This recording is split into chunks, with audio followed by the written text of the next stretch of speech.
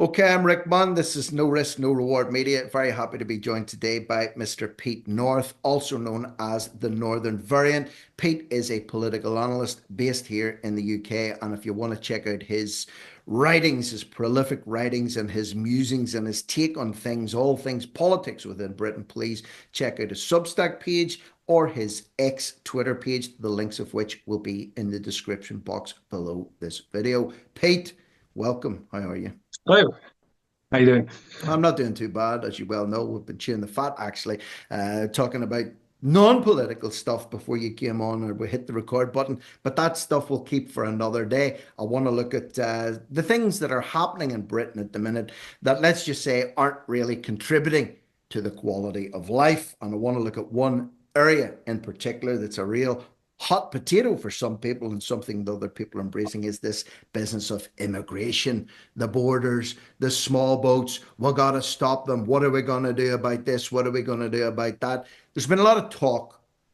Is anything actually being done? Well, we don't know.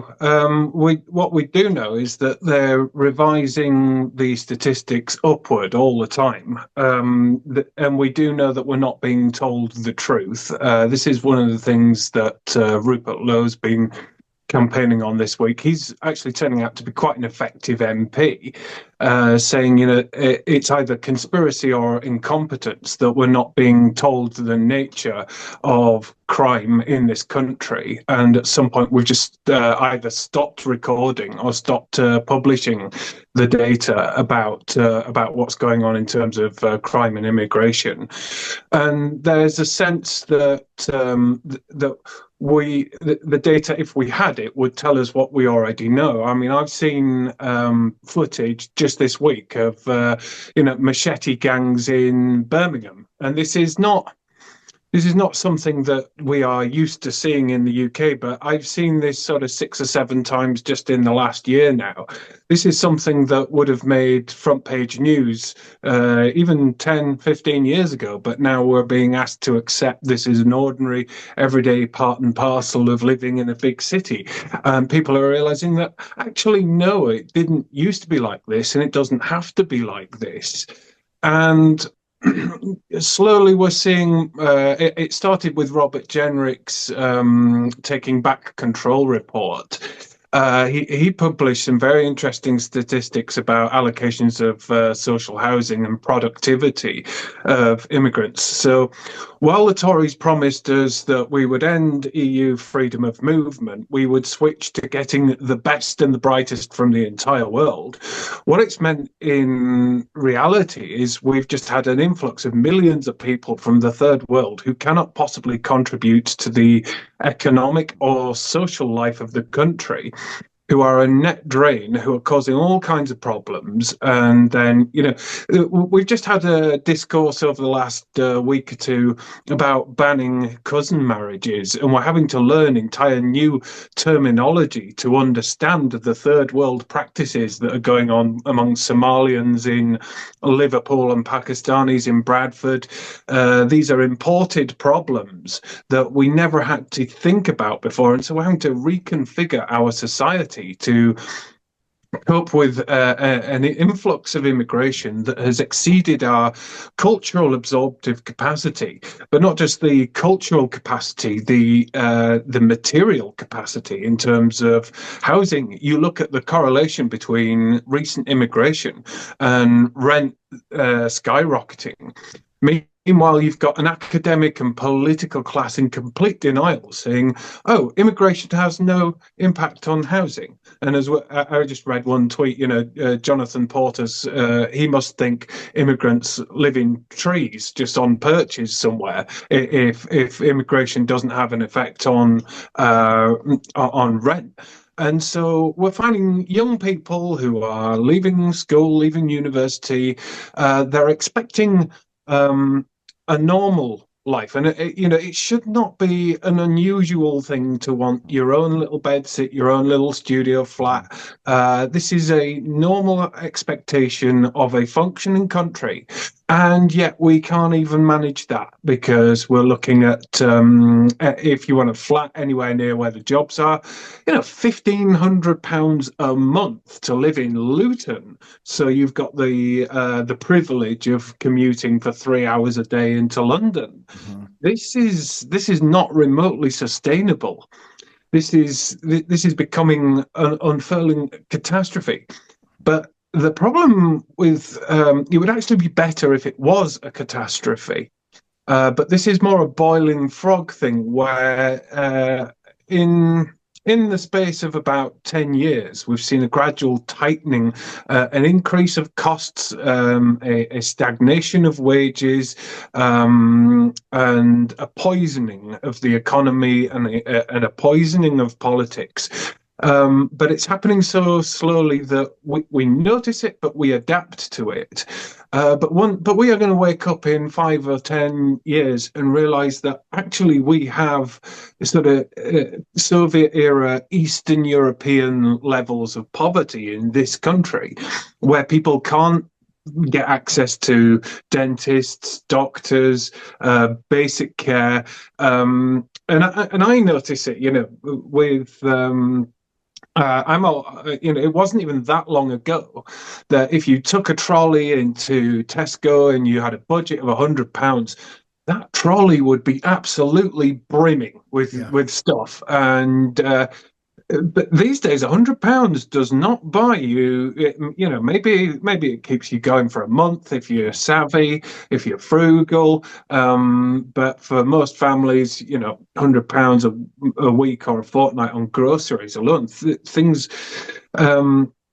Things like this. You would expect that from, like, I don't know if you've been to university, but students aren't known for being flush. Generally speaking, they tend to live on pot noodles and beans on toast, and that's what they do for 3 years when they're not out drinking the balance away of whatever money that they have. And I'm generalizing here, but what I mean is there's almost an expectation, for example, that if you live as a student, you're studying, you're really focusing on an education, you're focusing on sowing the seeds for your future. So you can't expect to live it up in super duper accommodation, eating and feasting like a king. That's okay if you're a student.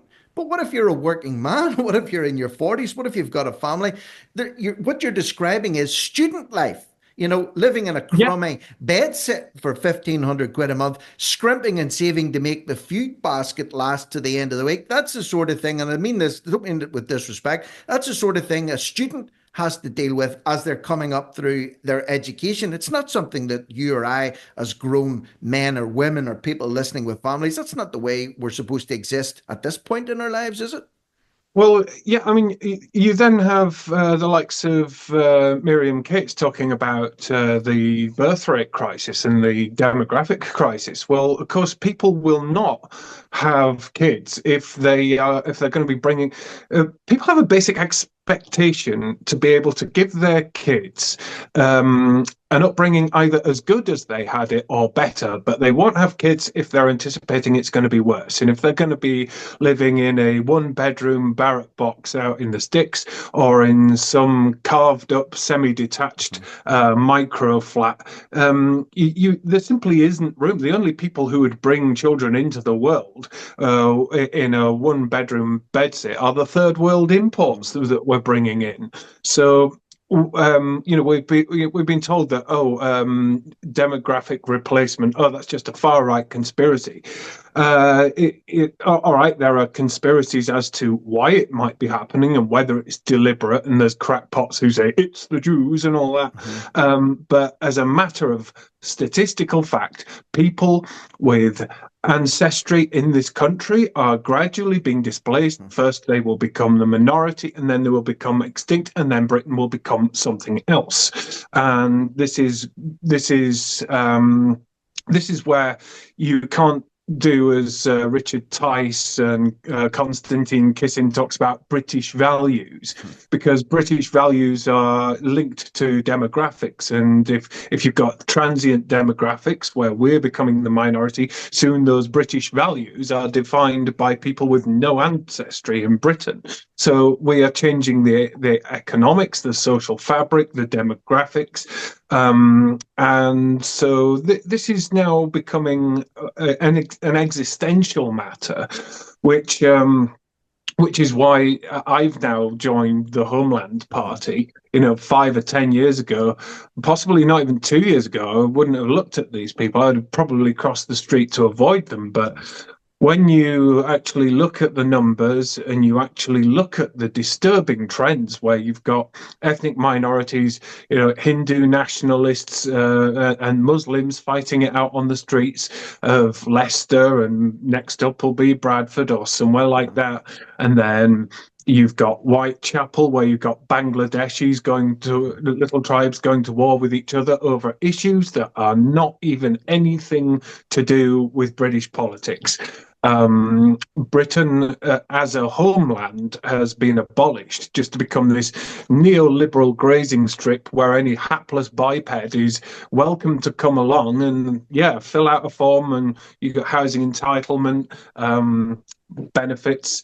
That's the pull factor. And so our own social solidarity systems such as welfare have become a weapon of demographic destruction, mass destruction against our own interests. And so this has forced me into a much more nativist form of thinking. And it's not where I want it to be, but this is the reality of where we're at.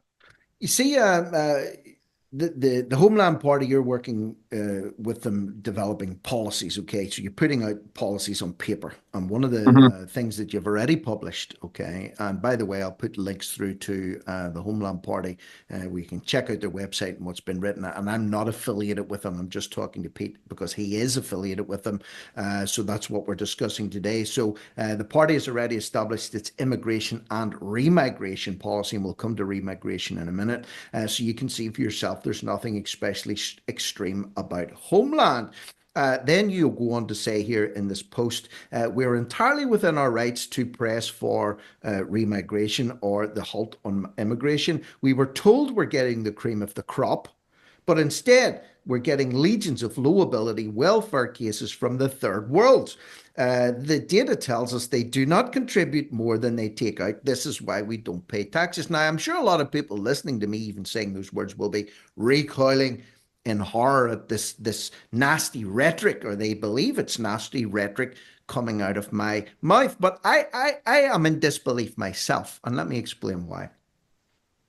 I was communicating earlier on with a friend of mine who's a Kenyan, right? He lives in rural Kenya. And I've been over there many, many times to East Africa. And if you go to the capital of Kenya, which is called Nairobi, the main airport's in there, Jomo Kenyatta, you fly into Nairobi. There are various areas of Nairobi, one of which is extremely affluent. It's an area called Karen, Karen. Who lives in Karen?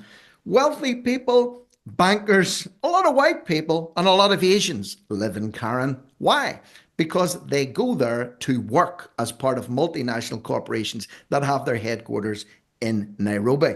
What surrounds Karen is slum after slum after slum. One of the worst areas on planet Earth is a slum called Kibera in Nairobi. You've got about 1 million people living in 2 square miles. Okay, it's hell on earth.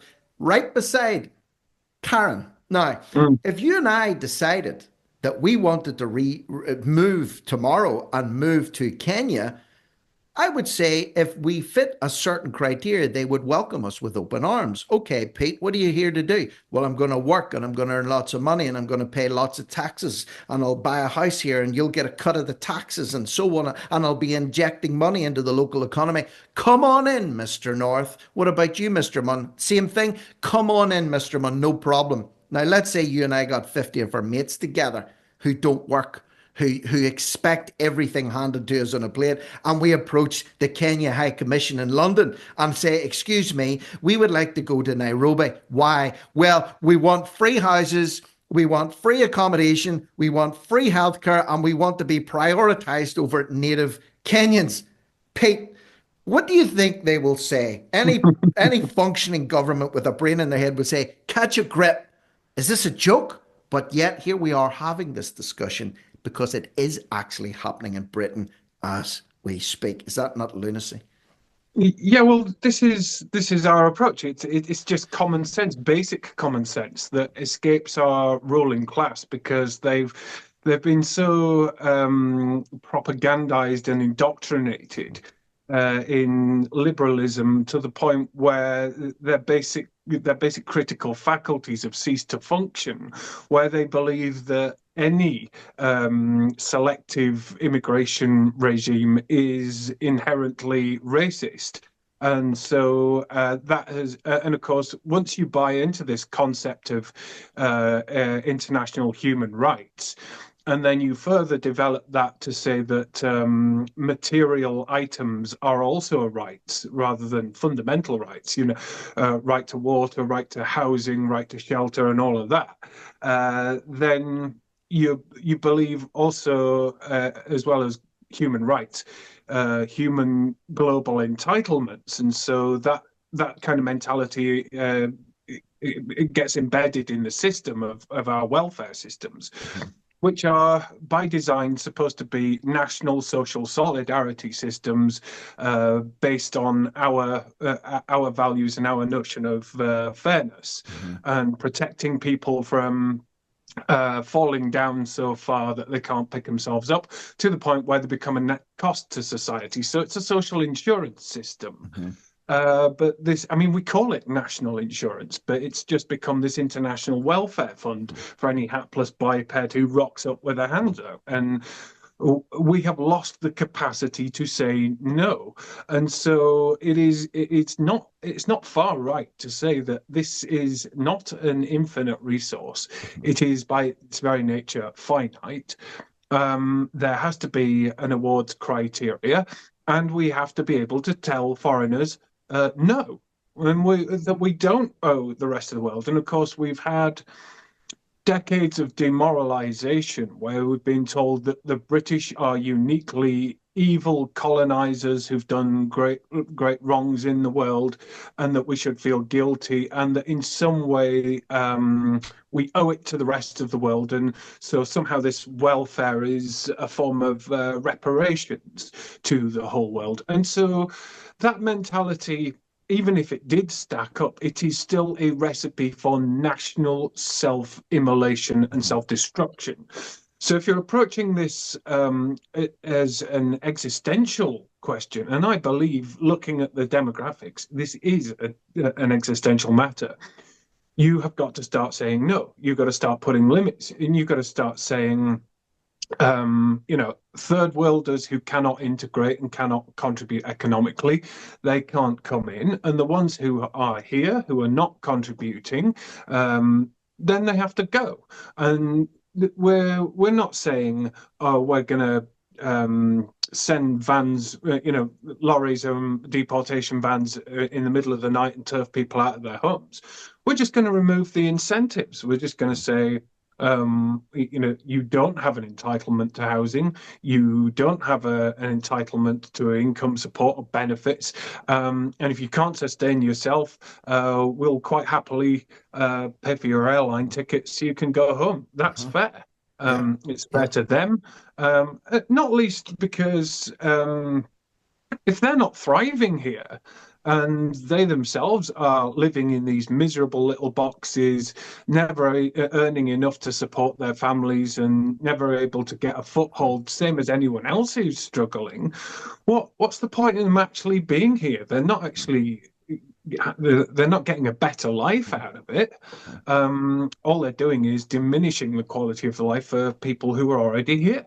And what about, just on that point, in case I forget to come back to that point, sorry for cutting across you there, but just on that point, I have a friend, a very close friend, who is ex-military, going through a lot of stresses in life, dealing with some issues, found himself effectively homeless, without really any help from the government to deal with some of the issues that he was dealing with. Ended up living, and still does live, on a boat. Got himself a boat, moored it in a marina, moved to a different marina recently, but for a long time he was living on a small boat. No bathroom on the boat, had to go into the marina to use the bathroom, to get showered, to get washed, etc. You can imagine cramped living conditions. That's where he lived Every morning when he woke up on that boat, he looked up the marina, and at the top of the marina, there's a large hotel.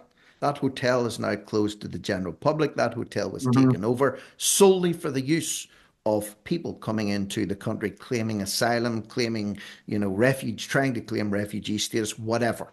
Okay. And I am, that one case in particular, irrespective of where anyone's views in that, I cannot comprehend, Pete, how anybody could defend having a man that's worked all his life, paid tax all his life, and fought for his country, living in a boat, told that there's nowhere for him to go, looking every morning at Mm. men, literally above him, on balconies, looking down upon him in the marina. Could have been men that he was fighting in the past. I don't know. But what I'm saying is, what message is that giving out to my friend, for example? And how can anyone say, well, yes, that's acceptable that men from another country should be prioritized over men from this country, for example, that have fought for Queen and country or King and country, got the PTSD badge to show for it, and have been left high and dry. How can anyone defend that? Forget about racism, forget about xenophobia. In a right mind, how can anybody defend that? Well, it's all about perceptions, and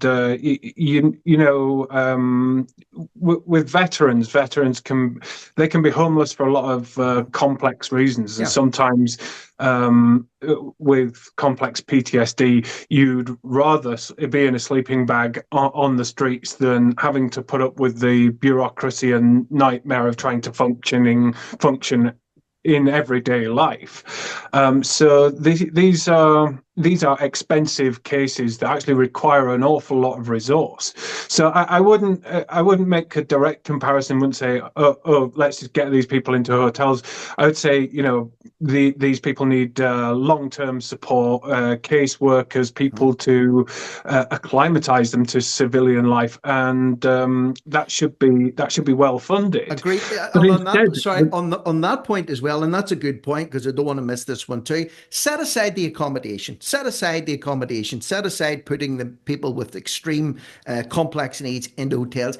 Even the fact that the help is not there to help them yeah, on a mental level because resources are being spaffed away on yeah, accommodation, for billions is example, being spent because on this. the people's needs aren't necessarily, to have a stable root. They need to have root causes dealt with, mental Mm. health issues. They need counselors. They need a lot of counseling and a lot of resources put into helping them stabilize within themselves. Never mind even putting them into hotels. But that's another aspect of this, is it not? But it's Resources are it's so not just depleted. it's not just veterans. I was in London a couple of weeks ago, and I was put up in a hotel down Pimlico way. And one thing you notice is all of the little tube stations. They're becoming homeless shelters for people who clearly have complex emotional problems, addiction issues. Again, these are expensive, resource-intensive things, but when you allow that to this is a relatively new thing. You might have seen one or two homeless people in tube stations, but I was talking like at least a dozen just in Mhm. Pimlico station. This was about midnight, and they're all bedding down for the night. When you make these places of transit and public transport dangerous or inherently frightening, it drags down the whole economy and how people feel and how safe people feel about an area. And soon you start to see it eats in like a cancer. And so it's something that you've really got to get a grip on. And of course, with addiction, again, these are complex and expensive things for which you need at least one caseworker per two or three Mhm. homeless people. And so, you've got an army of the need for an army of support workers just to deal with problem British citizens. And yet, all of the money is being diverted for people, and we Yeah. don't owe these people Yeah. anything. Yeah. But we have a ruling class that has convinced itself that these people are refugees and asylum seekers. It's a lie. The media knows it's a lie. Their own advocates, their own charities know it's a lie. They tell us to our face. We all know, but again, just throughout the system, we have lost the capacity to say no, and so the longer this goes on, the more ill will, the more ill feeling there's going to be. We saw it. We saw it with the riots. It was, nobody was surprised to see a protest outside the hotel in Rotherham, and nobody should be in any doubt as to why people attempted to set it on fire, because not only is it a grotesque insult, you're talking about dumping third world men of a certain age, sexually incontinent, potentially violent people in ordinary communities where you used to be able to let your kids walk to school, but you're now moving from a high trust society to a low trust society where people are actually taking their kids to school in their cars just to drive half a mile and causing congestion that doesn't need to be there. Why? Because it's no longer safe to let your kid walk half a mile between home and school.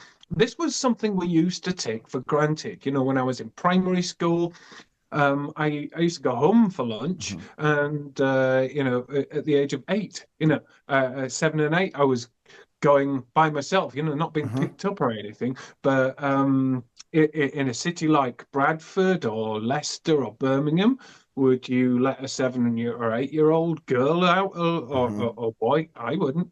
No. So we are becoming more insular and less trusting, and we no longer walk places. We're in our cars all the time. So it changes society on a really fundamental level. But as I say, it's happening on a sort of boiling frog basis, where over time we do notice it, but we adapt to it. But we wake up one day and we sort of compare things, how things are now compared with 20 years ago. We've acclimatized to the fact that we've got machete crime all the time now. Just you look on my Twitter feed. I think yesterday I identified a mob of black youths with machetes marauding through Birmingham. We are entitled to say we don't accept this. We are not going to adapt to it. We're not going to put up with it. We're not going to accept it as part and parcel. And we're even entitled to say that this is not British, and it isn't. It's not what we were. It's not who we are. It's an alien thing that we've imported. And whether or not these people are considered British citizens, their behaviour isn't British, their attitudes aren't British, their language probably isn't British. There is no good reason for them to be here, and we are within our rights to get rid of them. Yeah, you'd say as well that people could take it from, oh, you can't say that it's not a British thing. It's not a British thing. This doesn't happen in Britain. I'm just thinking as you say that. I'm just thinking, and maybe if you're listening and you don't like what's being said, try this as an experiment. This is just coming into my head. Go back online, whatever search engine you use, and look up machete gangs 1950s Britain. See how many news articles you can find. Let's say, forget the 50s, let's say machete gangs 1960s Britain. And I know there was some underground crime, and you had various gangs running around in the East End of London, and they were a bit tasty with weapons. And put that aside. I'm talking about in housing estates, in towns, in suburbs. How many times would you have seen a report coming through in the news of a machete murder, or an old person that was stabbed to death, or a woman that was raped to death on a park bench, for example, a mother of 2 young children? Yeah, I Show me saw where that. that exists in the 50s, the 60s, the 70s, and the 80s. And I know people say, oh, well, what about the Yorkshire Ripper? What about this? Forget the isolated incidences. Mm. I'm talking about an epidemic that's happening all over the place, and it's happening on a frequent basis at the minute, Pete. It didn't happen in the 50s and 60s and 70s and 80s and 90s, and dare I said even the 2000s, but it's becoming a plague right now, funnily enough, But, in but line with what's coming the in. other factor, of course, is even if you could point to violent crime in the 70s and 80s and 90s, and sure you could, Yeah. but it's there was no doubt about it that this was not to be tolerated. We knew how to deal with it, and it was accepted as inexcusable. But now we're getting all kinds of excuses. Oh, well, in their culture, they don't understand that they were doing wrong, or in multiculturalism and moral relativism, there's always some mitigating factor, and so we've lost the capacity. Again, we lost the capacity to say no, lost the capacity to put our foot down, to set a standard, to assert our. I mean, all these prats talk about British values, but nobody is in any great hurry to assert what they are and draw a line in the sand. And it's all right saying, oh, well, if you're going to come in here, you've got to integrate and accept our values. But if we're not going out there and policing the extremist mosques, and if we're not kicking out the people who are rampaging through the streets with machetes, what good are those values if we're not actually willing to enforce them? Mm. And we're going to find that the worse this gets, if ever we do decide we are going to fix this, in order to uphold our values, we are going to have to be so authoritarian to a point of being bloodthirsty, because it's the only way we are ever going to be able to take back our streets. Yeah, and talking about criminality and going right back to one of the first things you said when we started talking here today about data. Data is not available on certain things. Data is not available there. The government are putting data together, for example, on crimes by section. But one thing we do know is that British prisons are well populated with foreign criminals. That's a fact, and we're also being told that there's a prison crisis where there's not enough spaces, to the point whereby people are being released early to free up prison spaces to allow fresh criminals to come in. And let's go for a round figure of, say, 10%. I think it's around 10%. Correct me if you know the correct answer, but say 10% of Britain's prisons is currently inhabited by foreigners. Let's say 5%. Never mind 10. Let's say 5%. That's still 1 in 20 people occupying a prison cell. That's a foreign criminal. They're being funded by the taxpayer, and Well, they're I'm taking going to up. stop you there and just say, this is a bit of a cop out that we're getting from reform. They're framing it in terms of the boats and Mhm, foreign criminals. It's like, mhm, yeah, whatever. So let's kick out. Say if it's either 10,000 or 50,000. So what? We're mhm, talking about 2 million illegal immigrants for starters. mhm, Never mind foreign criminals, and never mind you. I mean, what's the number of dinghy people? It's what, 70, 80,000 mhm, in the system. If you dealt with all of that overnight, you would still have 2 million illegal immigrants. So mhm, you need a policy that targets, that makes a hostile environment to make sure that they can't work, they can't profit from the crime they committed when they overstayed their visa, to mhm, make sure that they can't get housing, to make sure if they're caught working, that the employer not loses their house and goes to jail. That is the extent of the hostile environment measures you need. And you need local authority enforcement, and you need to be out there every day tackling the money laundering in the vape shops, the phone shops, the barbers, Turkish barbers, the car washes. We all know where it is. We could clear this up in 6 months, mhm. but occasionally someone in reform will let slip that, oh yes, yeah, we would deport all the illegal immigrants. Well, they never bother to define policy or put a number on it. Mhm.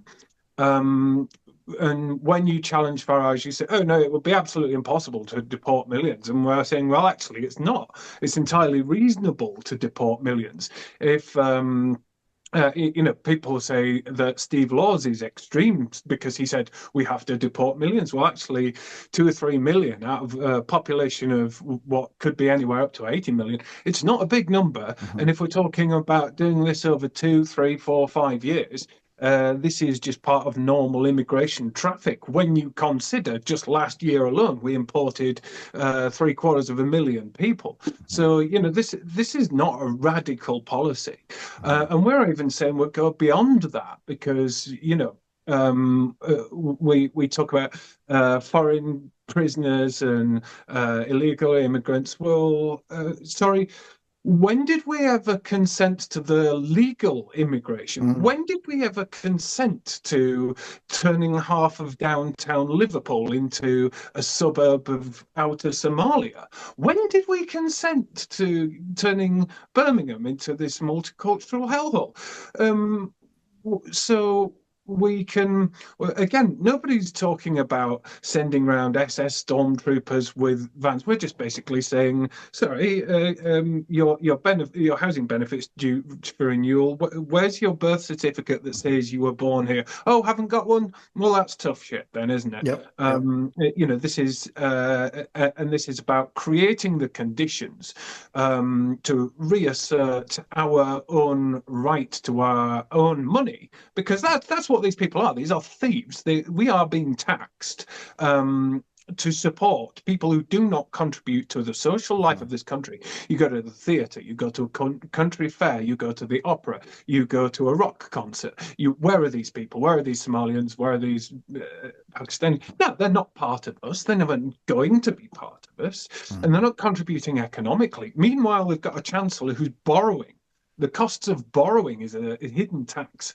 It's gone up again and again, contributing to stagflation, inflation, and all the rest of it. We are paying a price for this, and we are within. I keep saying this. It is not extreme to assert your own right to your own country and your own money, and to say that no, we don't owe.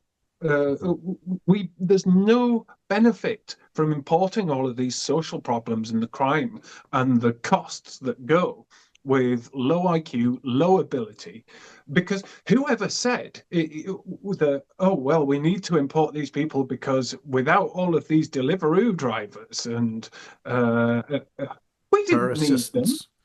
And actually, it's a cancer. One of the things that disturbs me, I had the misfortune of being so hungry late at night that I had to go into a McDonald's on a Friday night, and there was a queue there of people, and it was all Deliveroo drivers, foreigners, and you're just thinking, how bone idle have we become as a society? But because we've got this illegal labour force working below minimum wage, it facilitates our own idleness. And when you look at other unhealthy trends, something we've discussed previously is the number of people off sick and signed off with ADHD and autism is the latest fad. We've changed the social contract to such an extent, not least through immigration, that people are opting out and saying, yeah, not doing this anymore. Why would I go out to work and work a 40-hour-a-week job in hostile conditions to pay so much of my income in tax to some random foreigners, so I've got the privilege of living in a one-bedroom flat and not being able to raise children? Who's going to sign on for that? Nobody. Same as, and all of these issues are related. Just as we, a couple of months ago, we were having that debate about conscription.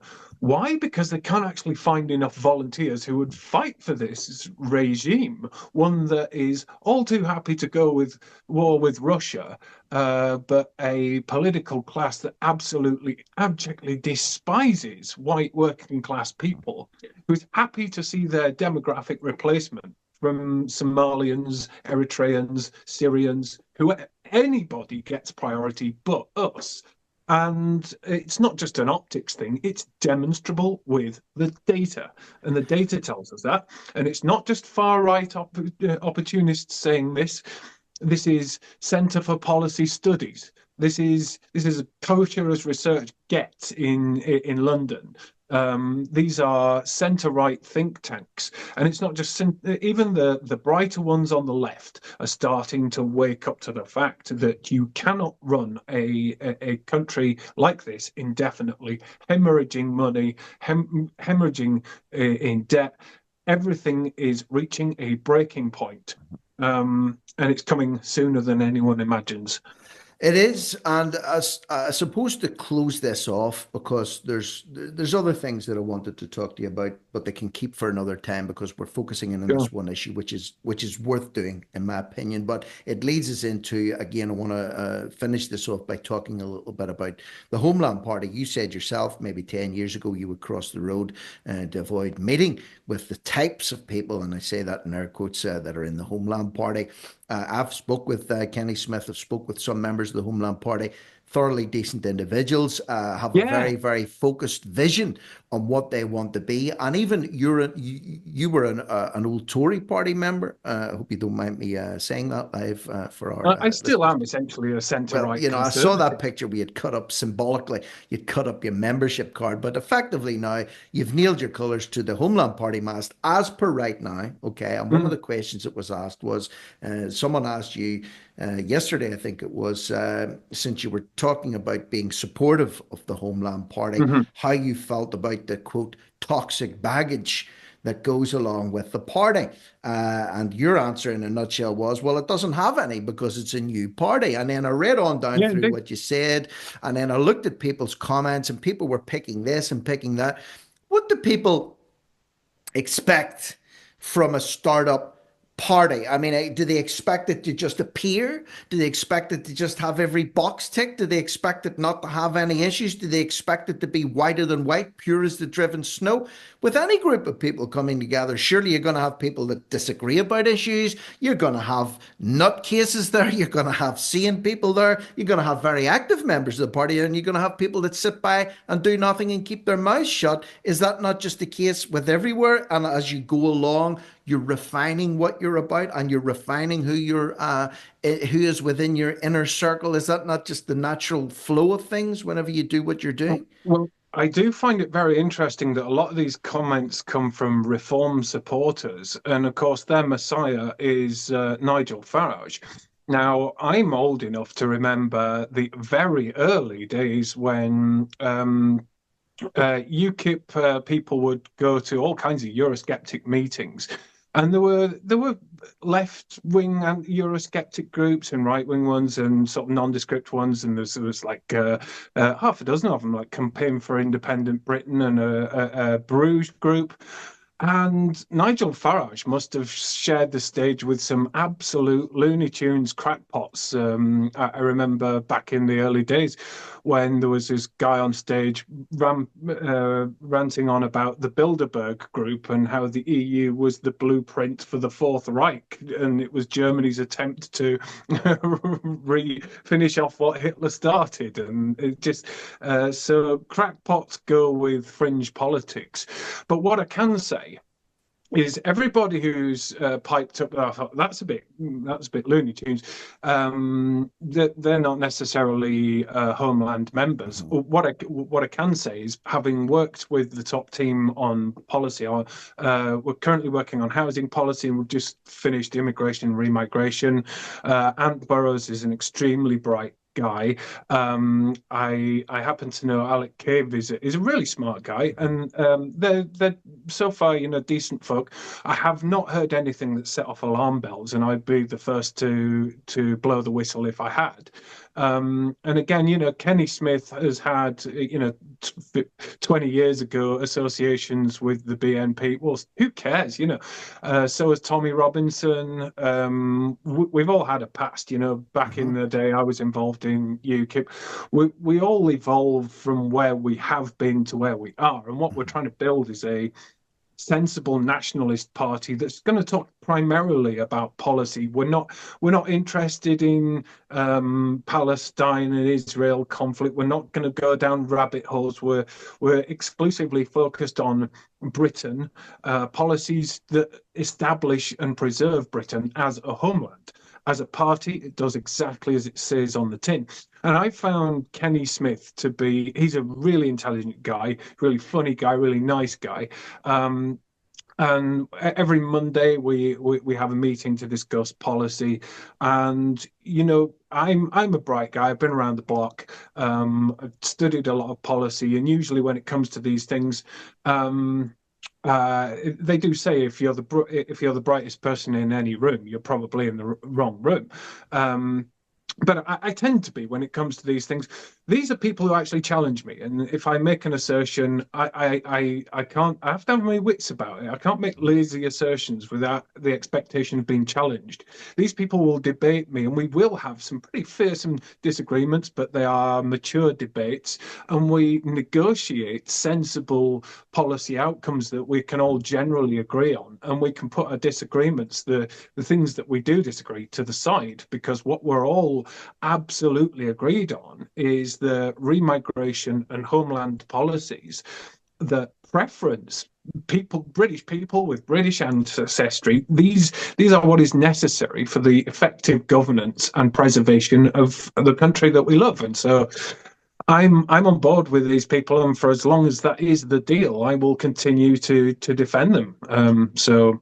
Not that it's been necessary so far, because most of the mewling sort of complainers are people who are never going to join anyway, or people who are just nitpicking, who exist to waste my time and just want attention, who are generally bad faith actors anyway. So I don't care about those people.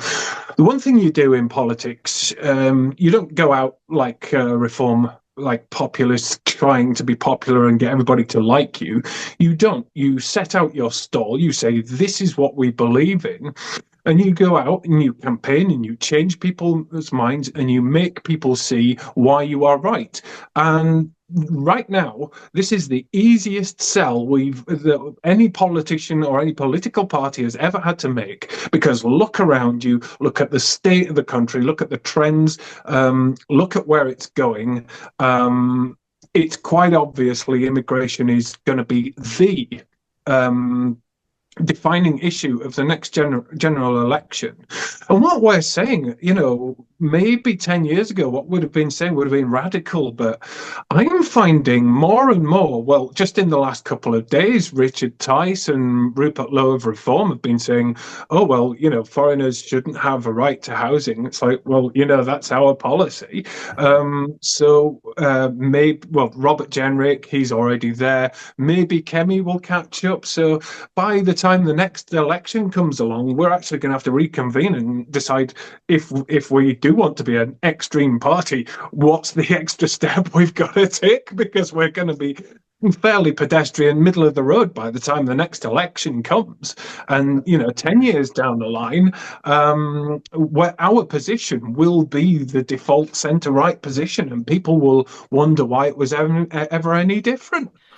Well, the only thing I would say is, for anyone listening in, please take the time to check the description box underneath this video. There will be a link through there to Pete's Substack page, the Northern Variant Substack page, also his X or Twitter page, and I will also put a link through to the Homeland Party's page.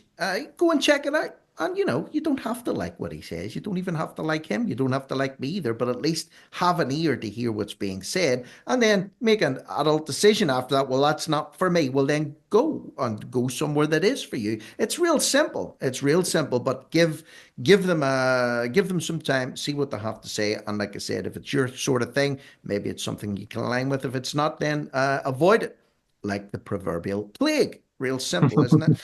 Pete, I really want to appreciate you coming on today.